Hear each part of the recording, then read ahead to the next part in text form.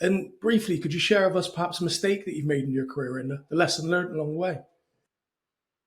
Yeah, I had to think about that one, Warren. And the key thing is network for me. I think when looking back at trying to apply when Lehman's was crashing, fine, that's market risk outside of my control. But then when I did land a role back in banking 2 years later, I must have made well over 100, 200 applications, right? And in those days, there was no AI. There was, CVs had to be handwritten.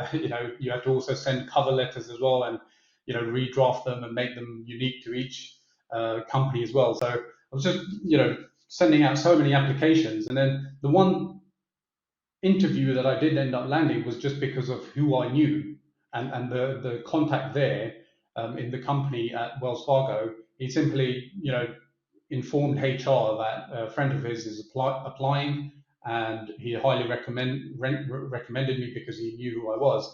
And then as a result of that, that got my foot through the door, and I ended up getting an interview. And that I just knew that that's all I needed was that interview. And then that interview turned into, I think it was another 3 or 4 rounds, and then I ended up getting the job, at Wells Fargo.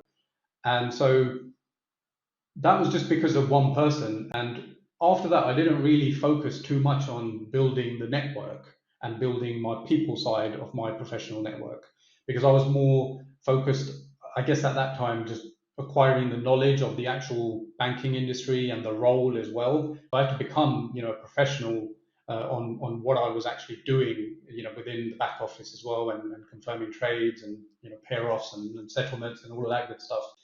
But I focus more on the actual sort of process and tech side rather than the people.